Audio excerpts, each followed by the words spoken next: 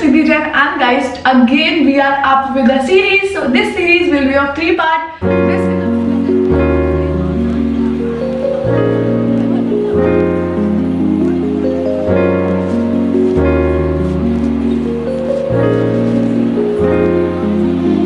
This is the first part, and this series is verb with fixed preposition. Yes guys, this is a very demanding topic. Students actually need something for this, so we have created 3 parts. First part, which is this one, will be verb with fixed preposition with accusative. So in accusative we will be putting all the accusative verbs and everything with examples. The second part will be dative, and third part will be the mixed verbs. So it's gonna be super duper helpful, informative. It's gonna be so much amazing video. Make sure to watch all the 3 parts. Every alternate days we are coming up with a new video, and every Wednesday at 12 p.m. we are up with the German news. Missed the German news, I will be putting link here.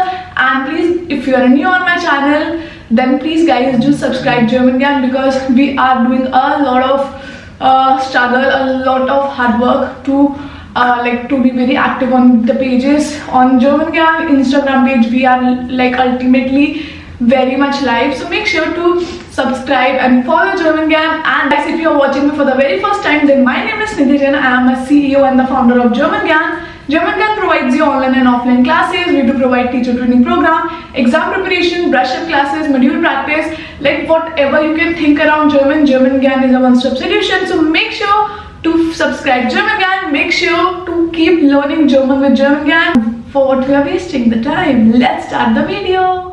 Let's learn some verbs with their fixed prepositions and verbs which takes accusative object. So let's start with the video and learn the verbs.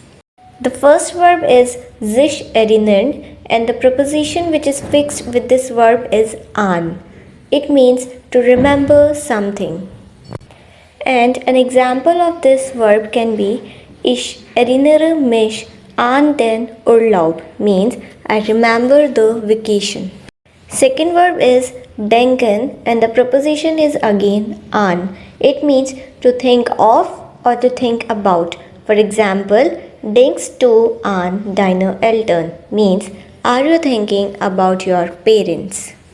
Next verb is glauben, and again the preposition is an. It means to believe in. For example, sie glaubt an die Liebe, means she believes in love.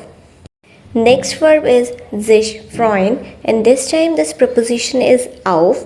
It means to look forward to. For example, ich freue mich auf die Ferien, means I am looking forward to the holidays. Next verb is warten, and this time the preposition is again auf. It means to wait for. For example, wir warten auf den Bus, means we are waiting for the bus. Next verb is sich kümmern, and the preposition is It means to take care of. An example is kümmert sich den Hund, means he takes care of the dog. Another word is bitten, and preposition is It means to ask for. For example, ich bitte die Hilfe, means I ask for the help. Next verb is sich bewerben, and this time also the preposition is It means to apply for. An example is sie bewirbt sich die Stelle, means she is applying for the job.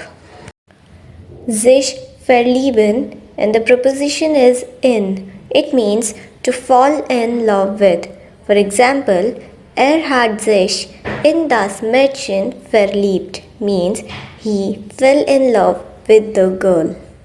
Lachen plus über. For lachen, we use the fixed preposition which is über. It means to laugh about. For example, wir lachen über den Witz, means we are laughing about the joke.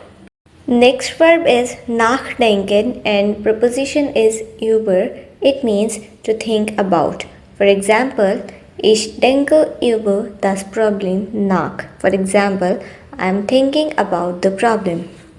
Next verb is reden. Again, the preposition is über. It means to talk about. For example, wir reden über den Film means we are talking about the film. Next verb is sich beschweren and preposition is über. It means to complain about. And example is beschwert sich über das Essen means he complains about the food. Sich ärgern, again the preposition is über. It means to be annoyed about. For example, sie ärgert sich über den Lärm means she is annoyed about the noise. The last verb is kämpfen and preposition is gegen. It means to fight against. For example, kämpft gegen die Ungerechtigkeit means he fights against the injustice. So guys, how was this video? I hope you enjoyed. I hope you are like very much into deep information for this particular topic. Please make sure to subscribe German Gyan and keep learning German with German Gyan. Take care. Cheers. We'll catch you in the next